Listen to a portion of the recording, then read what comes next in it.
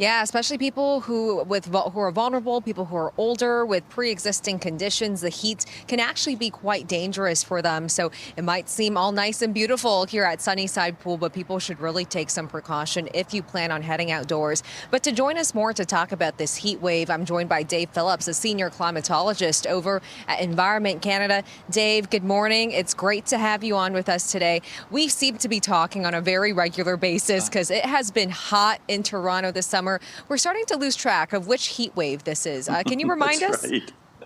Well, CJ, you're right. It is like summer reruns. It just, how boring that can be, delightfully boring for some, and as you say, unhealthy for other people. Well, I think this is the sixth multi-day event that we've had where temperatures have been, say, above 30 and at daytime, and warm nights above 20, and throw in that with some high humidex value and a little bit of smoke just to add to the equation. And we've had just really an incredible bout since about the June 20th. We've had so many days. I've counted 19 days, CJ, with the temperature above 30. You add another 5 that were maybe 29.5, 29.9. I mean, they're essentially hot days. So last year we had 10. For the whole year, we had only 10 days above 30. So well above normal. Normal would be maybe 15, and we still have a month and September to go. So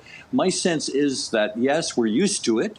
People know how to deal with it. It's not the first one. So this is where we're getting sort of almost veterans of these temperature conditions. CJ, in a normal kind of summer, you would expect as many days below normal as above normal. That's the definition of average. Well, in this summer, the last 70 days, we've had 9 days where it's been a little cooler than normal, but 59 days where it has actually been above normal. So that's telling you morning, noon, and night, we've been dealing with this heat. It's not necessarily breaking records yet, but it certainly is very repetitive. And we like our weather to change. But this one has been just absolutely day after day, week after week, and now month after month, the same conditions. Wow, 9 days versus 59 days. Those two Yes. numbers, such a huge imbalance there. Now, when it comes to this heat wave, this is multiple days. So while Yes. people, probably know how to stay cool for one day, what advice do you have for them when it's days after days after days and they might start to get fatigued when it comes to following some of those precautions? Well, I think it's always important to look into people who are maybe more vulnerable than we would be, maybe elderly people, people with health conditions. So your neighbors, your friends, your relatives, just look in on them and kind of do the good civic-minded thing of just checking them out and saying, hey, how are you coping? Is it another heat wave we're into? And are you better of this one than the last one? And do you want to go to the movies or to an air-conditioned place? Or hey, how is your water nice and cold? Just be kind and gentle, and also generally to people, CJ, in kind of conditions like this, people get the short fused. They cut people off in traffic. They don't seem as gentle and as kind and open as they normally would be.